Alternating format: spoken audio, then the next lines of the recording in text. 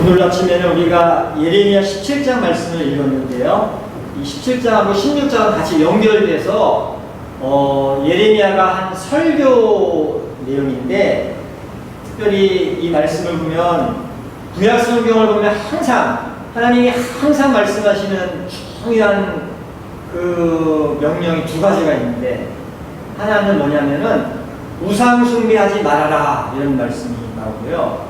또 하나는 안식일을 꼭 지켜라. 그래서 이걸 다시 한번 말씀하면 하나님을 중심에 모시고 살아라 이런 말씀이고, 또 하나는 안식일, 다시 말해서 하나님께 예배하는 것을 잊지 말고 잘 지키면서 살아라 그런 말씀이죠. 그래서 항상 하나님이 이스라엘 백성들을 심판하실 때 보면 그 심판의 원인이 되는 게 이 두 가지가 잘못될 때, 그래서 우상 숭배, 하나님을 그 마음에 품지 않고 그 마음에 바알을 품든지 아세라를 품든지 몰렉을 품든지, 하여튼 하나님 대신에 다른 거를 그 안에 품고 다른 걸 그 안에 우선으로 이렇게 놓고 살 때 하나님이 그 백성들을 심판하셨다는 것을 볼 수 있고, 또 하나는 예배드리는 걸 소홀히 해가지고 엉뚱하게 예배드리거나 예배를 제대로 드리지 않을 때 하나님께서 정신 차리라고 이렇게 혼을 내시고 심판을 하시는 것을 볼 수가 있는데, 오늘 이 예레미야 17장에서도 똑같은 맥락의 말씀이 나오죠. 그래서 우리 5절을 보면 여호와께서 이와 같이 말씀하시니라. 너는 사람을 믿으며 육신으로 그의 힘을 삼고 마음이 여호와에게 떠난 사람은 저주를 받을 것이다. 그래서 마음이 떠났다는 거예요. 마음이 하나님을 마음에 품고 살아야 되는데 하나님이 아니라 사람을 의지하는 거예요. 그래서 어떤 위기를 만나면 하나님 살려주세요 해야 되는데 이스라엘 백성들은 그러질 않았다는 거죠. 우리를 누가 도와줄 수 있을까? 바벨론이 도와줄 수 있을까? 애국이 도와줄 수 있을까? 이렇게 뭔가 다른 사람 의지하려고 할 때 하나님께서 그런 사람은 저주를 받을 것이라 그렇게 말씀하시면서, 하지만 여호와를 의지하면 살 수 있다. 그래서 오늘 7절을 보면 그러나 무릇 여호와를 의지하며 여호와를 의뢰하는 사람은 복을 받을 것이다 이렇게 말하고 있습니다. 오늘 새벽기도 나오신 우리 집사님, 권사님들, 하나님께서 은혜 주셔서 우리 새벽기도 하시는 분들은 사람 의지하지 아니하고 여호와 의지하고 살아가시는 분들이 다 되실 수 있기를 바랍니다. 그래서 앞부분은 그렇게 하나님 의지하고 우상 숭배하는 것, 하나님 의지하지 않고 우상 숭배하는 것은 하나님이 싫어하신다 말씀하고 있고, 뒷부분은 또 안식일을 함부로 이렇게 어기면서 예배드리지 않으면 그것도 저주받는다. 그래서 22절을 보면 안식일에 너희 집에서 짐을 내지 말며 어떤 일이라도 하지 말고 내가 너희 조상들에게 명령한 같이 안식일을 거룩히 할지니라. 하나님 앞에 예배드리는 것을 소홀히 하지 말아라. 반듯하게 예배를 잘 드리라 이렇게 말씀하고 있습니다. 그래서 우리 집사님, 권사님들, 하나님께서 내주셔서 우리는 하나님 앞에서 예배를 정말 소중히 여기고 안식일을 거룩히 여기면서 하나님 앞에 예배를 반듯하게 드리고 살아가는 그런 은혜를 받으실 수 있기를 바랍니다. 그렇죠? 그래서 예배 드리는 게 너무너무 중요한데 예배를 막 무시하는 거예요. 그러니까 하나님을 떠난 시대의 특징이 예배를 막 무시해요. 가까이 거 뭐 대충 드려도 되지, 뭐 예배 꼭 드려야 되나. 근데 하나님은 그걸 너무너무 이렇게 귀하게 여기신다는 걸 말씀하셨죠. 그래서 그걸 하지 않는 사람들, 우상 숭배하는 사람들, 안식일 무시하고 예배 소홀히 하는 사람들은 저주받은 인생이 될 수밖에 없고, 반대로 하나님을 정말 귀히 여기는 사람들, 예배를 정말 소중히 여기는 사람들은 은혜를 주시는데, 어떤 은혜를 주시는가 하면 오늘 예레미야 가운데 부분에 그 말씀이 나오는데, 그런 사람들, 하나님을 마음에 품고 중심에 모시는 사람들, 예배를 소중히 여기고 예배를 드리는 사람들에게는 하나님이 생수의 근원이 되신다 이렇게 말씀하고 있습니다. 우리 13절, 예레미야 17장 13절 한번 같이 읽어보시죠. 이스라엘의 소망이신 여호와여, 무릇 주를 버리는 자는 다 수치를 당할 것이라. 무릇 여호와를 떠나는 자는 크게 기록이 되오리니 이는 생수의 근원이신 여호와를 버림이니이다. 생수의 근원이신 여호와, 하나님을 경외하는 사람, 하나님을 마음에 품고 있는 사람, 하나님 앞에 나와 예배하는 것을 소중히 여기는 사람은 하나님이 생수의 근원이 되어주신다. 생수의 근원이 되어주신다. 바라기는 하나님께서 우리 집사님이나 권사님들 가정의 사업장에 생수의 근원이 되어주실 수 있기를 바랍니다.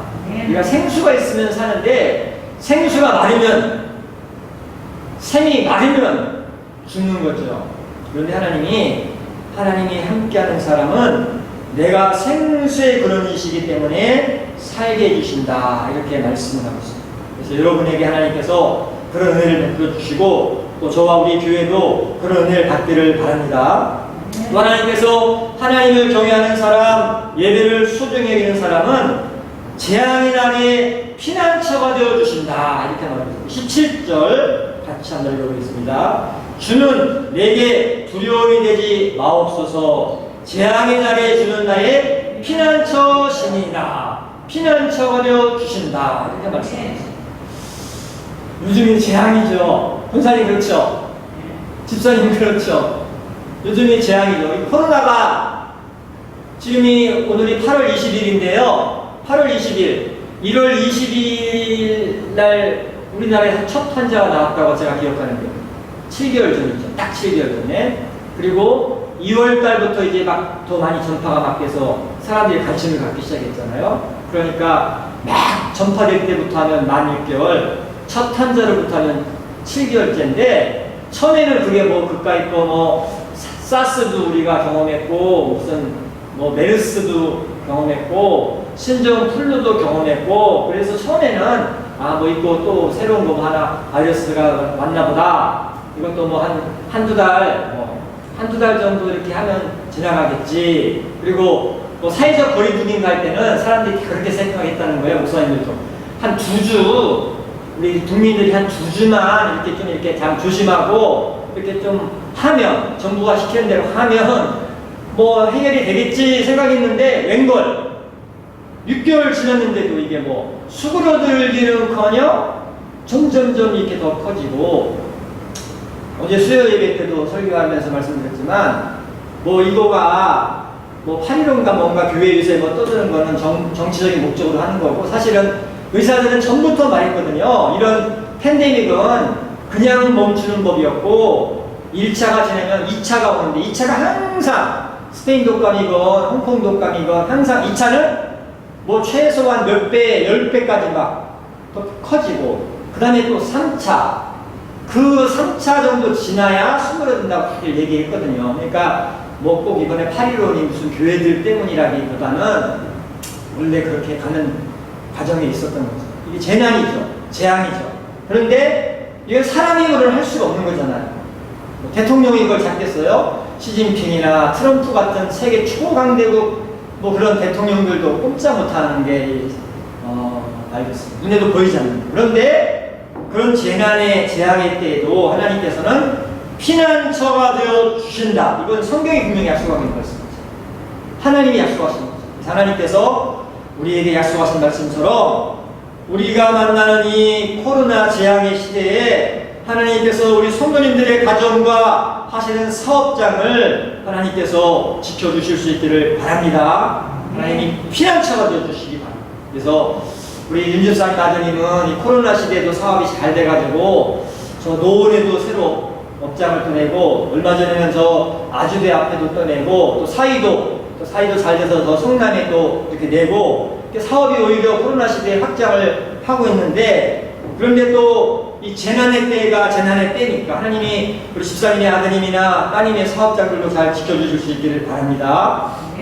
또 우리 권사님은 여기 감사원금 이렇게 올려내셨는데 보니까 남편은 또 이렇게 생일 맞으시고 아들이 또 차도 새로 이렇게 해주셨는데 그 또 이렇게 코로나 시대에 새로 차 이렇게 사신 그 차가 정말 운전하고 다니시면서 안전하게 잘 이렇게 다니시도록 피난처가 되어주시도록 하나님께서 지켜주실 수 있기를 바랍니다. 그래서 어쨌든 중요한 거는 살고 죽는 것은 하나님이 결정하시고 사람이 하는 게 아니고 하나님이 결정하시고 뭐 코로나 아니라 코로나 할아버지 같은 것이 닥쳐오더라도 하나님이 지켜주시면 우리 인생의 생수의 근원 되신 하나님이 지켜주시면 우리는 살 수 있고 피난처가 되어주시면 우리는 보호받는다는 것을 믿으시면서 우리 성도님들이 그런 믿음을 갖고 하나님을 마음의 중심에 모시고 또 우리가 예배를 더욱더 소중히 여기면서 그 은혜를 받는 성도님들이 다 되실 수 있기를 바랍니다.